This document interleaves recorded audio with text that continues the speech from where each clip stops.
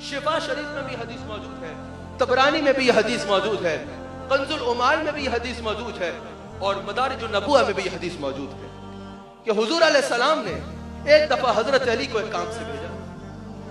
हजरत अली काम से गए, हुजूर ने असर की नमाज अदा फरमाई। हुजूर असर पढ़ चुके। हजरत अली आए, हुजूर ने फरमाया अली मैं कुछ थकन महसूस कर रहा हूँ, और हुजूर हजरत अली की गोद में सर रख के आराम फरमा हो गए। हुजूर आराम फरमा रहे। वहां असर का वक्त तेजी से गुजर रहा है, सूरज आगे जाए जा रहा है। वो अली कि जिसकी जिंदगी में कभी कोई नमाज कज़ा नहीं, जिंदगी में कभी कोई नमाज कज़ा नहीं। अली का मलंग वही है जिसकी जिंदगी में कभी कोई नमाज कज़ा नहीं। हजरत अली जिनकी जिंदगी में कभी कोई नमाज कज़ा नहीं, हुजूर उनकी गोद में आराम फरमा रहे हैं। सूरज आगे निकल गया, सूरज आगे निकल गया। हुजूर अलैहिस्सलाम ने अपनी आंख मुबारक को खोला, फरमाया अली नमाज का क्या हुआ? कहा या रसूलल्लाह सूरज तो निकल गया, वक्त तो निकल गया नमाज का। हुजूर अलैहिस्सलाम ने यह नहीं फरमाया कि सुलेमान अलैहिस्सलाम ने भी तो कज़ा पढ़ी थी, तू भी कज़ा पढ़ ले। हुजूर उठे और दुआ फरमाई, कहा या अल्लाह अली तेरी और तेरे हबीब की अतात में था। अल्लाह की अतात तो तब होती जब नमाज पढ़ते, नमाज तो छोड़ दी थी, नमाज तो छोड़ दी रसूल के आराम की खातिर। हुजूर कहते हैं सिर्फ मेरी नहीं या अल्लाह ये तेरी भी अतात में था। और फिर तबरानी में हजरत जाबिर के अल्फाज मौजूद है जो वो रवायत करते हैं कि हमारा शम्स हुजूर अलैहिस्सलाम ने हुक्म फरमाया और हुजूर के हुक्म पर सूरज बाहर आ जाता है। नाज़रीन और हाज़रीन, बहुत तवज्जो की बात है, एक नुक्ता आपकी बारगाह में पेश करना चाहता हूं।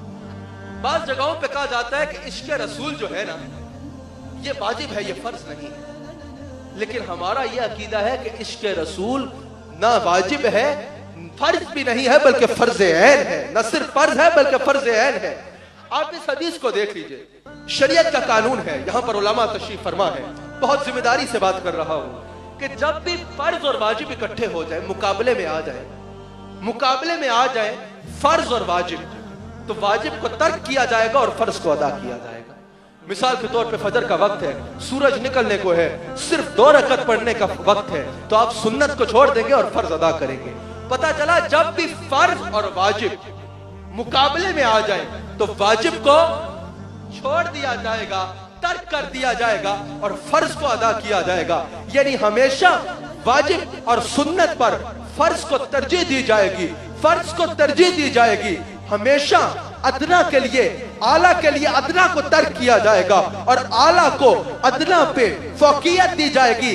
अगर इश्क़ रसूल वाजिब था तो क्या हजरत अली शरीयत के कानून को नहीं जानते थे कि अगर वाजिब और फर्ज मुकाबले में आ जाए तो वाजिब को तर्क कर दो, फर्ज को अदा कर दो। अली की गोद में हुजूर आराम फरमा रहे हैं, अली हुजूर को नहीं उठा रहे, यह इश्क़ रसूल है और नमाज फर्ज है। नमाज का वक्त गुजर रहा है, तबरानी की हदीस पढ़ो, शिफा की हदीस पढ़ो, कंजुल उमाल की हदीस पढ़ो, मदारिजुन नबुवा की हदीस पढ़ो। हजरत अली ने नमाज को आगे जाने दिया लेकिन इश्क़ रसूल को गोद से ना उठाया, इश्क़ रसूल को तरजीह दी। तो पता चला अली के नजदीक नमाज फर्ज है लेकिन इश्क़ रसूल फर्ज है। या तो कह दिया जाए कि अली शरीयत का कानून नहीं जानते थे, और अगर अली शरीयत का कानून जानते थे तो पता चला उनकी नजर में अगर नमाज और इश्क़ रसूल इकट्ठे हो रहे हैं तो ये फर्ज और वाजिब नहीं इकट्ठे हो रहे बल्कि ये फर्ज और फर्ज ऐन इकट्ठे हो रहे हैं। इश्क़ रसूल फर्ज ऐन है, इश्क़ रसूल